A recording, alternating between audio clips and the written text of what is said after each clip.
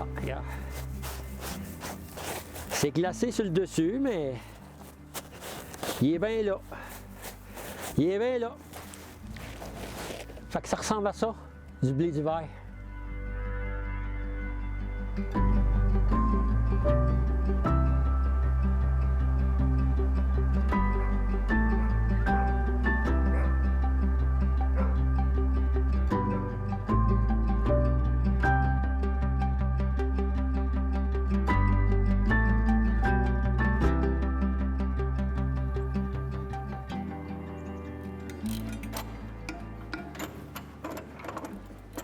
Bonjour, Paul Caplette, je suis agriculteur associé avec mon frère Pierre. La ferme ici, c'est Céréales Bellevue Incorporée. Puis au niveau du blé d'hiver pour la consommation humaine, nous autres, on a vraiment recommencé à faire du blé d'hiver à peu près à début des années 2000 pour expérimenter la technique, voir un peu si on était capable de réussir dans notre secteur. Puis après 4-5 ans d'apprentissage, on a réalisé qu'on était quand même capable de se fier sur cette culture-là pour espérer la réussir 4 années sur 5, parce qu'il arrive particulièrement que des fois, il y a des hivers qui sont un petit peu plus difficiles.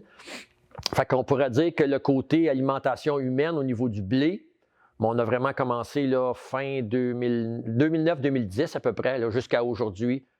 Dans le fond, c'était pour répondre à des critères de qualité plus élevés, parce qu'on avait pris des compétences de plus, puis en même temps d'espérer aller chercher une plus-value à l'hectare par rapport à la production qui peut être primée. Puis le troisième objectif, on se dit tout le temps, comme agriculteur, on aime bien avoir le sentiment oui, il faut nourrir les animaux, mais qu'on est capable de nourrir les humains aussi en même temps. Fait que pour nous autres, c'était un défi de plus de se dire, regarde, étant donné que c'est des standards élevés de qualité, quand on parle d'alimentation humaine, c'est étant aux côtés de la ségrégation, de la qualité des produits, de l'uniformité. Puis au départ, ça a commencé tranquillement, puis on espère tout le temps que ce marché-là va rester, qui va croître aussi, qui va permettre aux agriculteurs de développer cette culture-là, puis d'être accompagnés, puis d'être capable de dire au monde du Québec, le pain que vous mangez, là, ça vient de chez nous. Là.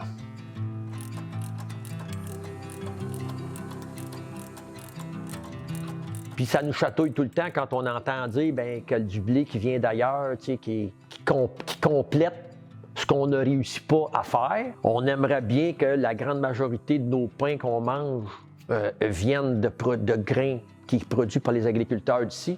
Fait que c'est un côté vraiment d'arriver à faire un blé que nos clients, nos meuniers, nos boulangers veulent, avec le climat qu'on a ici.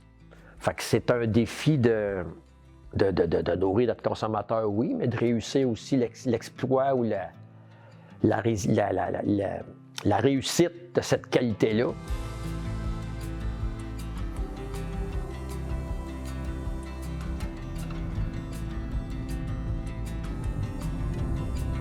Moi, mon nom, c'est Simon Durivage. Je suis la 6e génération de ferme DPA. C'est des Durivages qui cultivent la terre ici depuis 1870. Au fil des temps, il y a eu toutes sortes d'adaptations à l'agriculture. On a toujours produit des légumes, on a toujours produit du blé. Le blé de consommation humaine est venu plus intensément à peu près autour de 2008.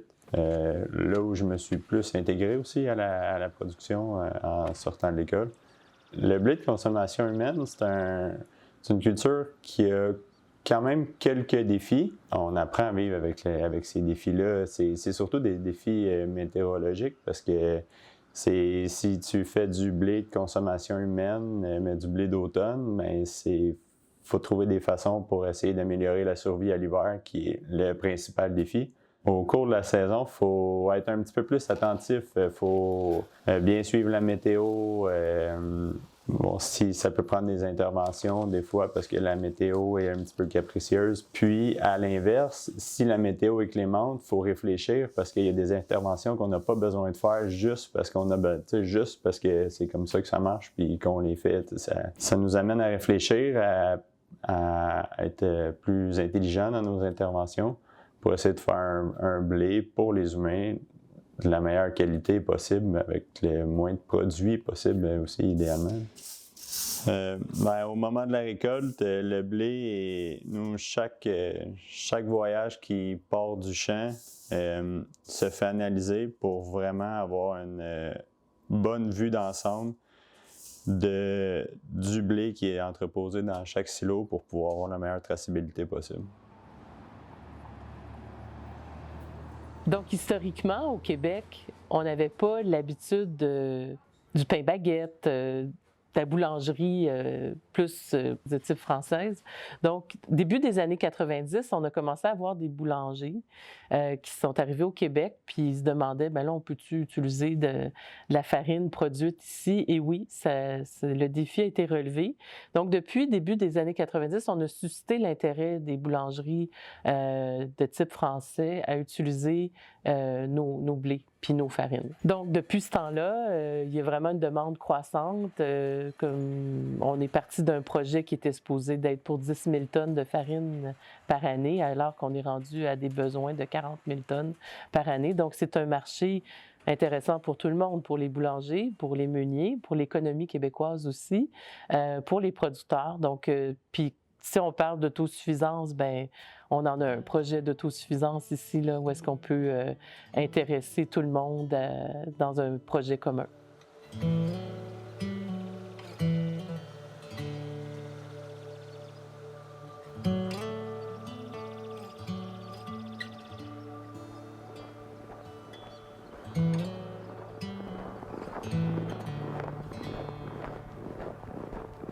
Comment je vois l'avenir de la production du blé de consommation humaine pour l'avenir? Bien, moi, je la vois très positive.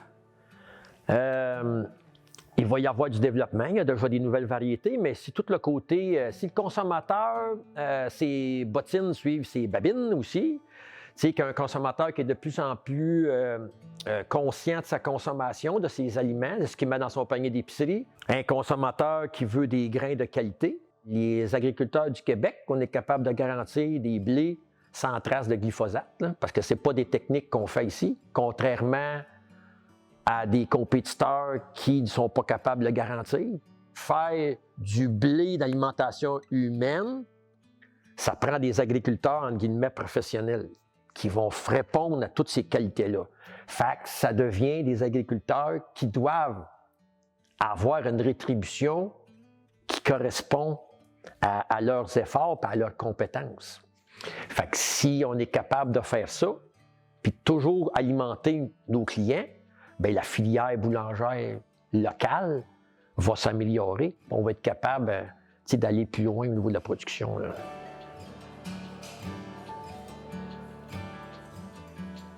Ce qui est intéressant depuis quelques années, ce qu'on voit, c'est l'intérêt pour le blé d'hiver, le blé d'automne, parce que le blé d'automne, en fait, la productivité est 25 à 30 % plus élevée qu'un blé de printemps. Il y a facilité, on va semer ça à l'automne au lieu de le semer au printemps.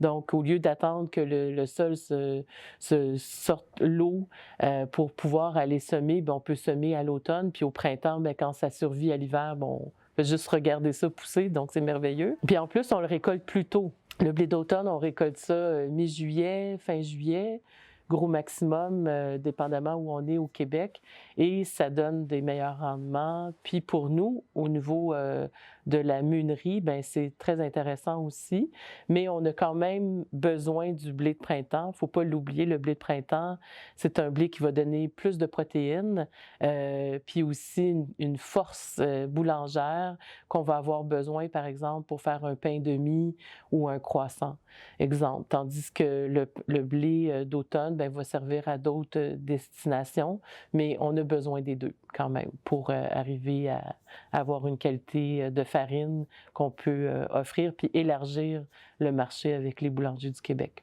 Mais ça demande plus de soins. C'est quand même, quand on le voit avec les producteurs, ils mettent énormément d'attention à la production de blé d'automne, qu'on appelle blé d'hiver aussi, ou le blé de printemps.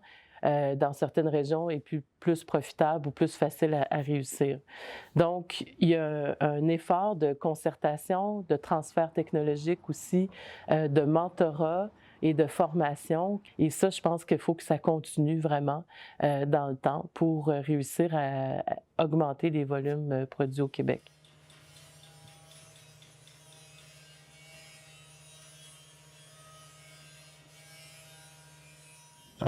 Des conseils pour une nouvelle production, puis se concentrer pour faire du blé consommation humaine. Moi, je pense que c'est de voir le blé de consommation humaine vraiment comme une culture à revenu importante pour l'entreprise. Pas juste une culture pour avoir quelque chose dans le champ pour pouvoir soit faire des aménagements de sol ou soit vouloir avoir quelque chose pour faire une rotation nouvelle. C'est vraiment le choix des terres est aussi important que n'importe quelle autre culture. La façon dont la traiter, s'en occuper, mettre autant d'énergie que dans une culture de maïs ou une culture de soya. Puis ça va faire que la réussite va être meilleure que souvent avoir un blé qui est semé pour pouvoir niveler rendu au mois d'août, puis que là, on s'est plus ou moins occupé, ça pousse, mais mon but premier, c'est d'aménager mes sols. Il faut vraiment avoir la culture comme but premier et non l'inverse. Si tu veux être le meilleur agriculteur, tu veux faire la meilleure farine pour que le meunier soit content. Fait que si tu veux que la filière suive, bien, il y a un processus. Mais dans les dernières années, on voit très bien que, puis ça c'est important, que les meuniers qui ont décidé de vraiment travailler avec les agriculteurs du Québec ont mis en place des façons de travailler qui vont favoriser la qualité du grain chez moi, chez un autre agriculteur. Ils vont mettre ça sur un grand tableau, puis ils vont créer leur fabrication en fonction de ce qu'ils ont sur les fermes pour s'assurer de prendre le blé de leurs agriculteurs, puis en même temps d'arriver à leur résultat. Fait que ça, c'est apprécié parce que ça va aider la filière. Cette façon de travailler-là, avec des agriculteurs professionnels qui sont capables de garder la qualité du blé, puis qui vont livrer cette qualité-là régulièrement quand le client va en avoir besoin pour créer sa recette. Je me suis toujours demandé comment ça se faisait quand on n'était pas capable de faire des pains, puis apprendre de ce que nos grands-pères et grands-mères faisaient au niveau de leur pain. Tout le monde faisait leur pain au Québec avec la récolte qu'il y avait dans l'année.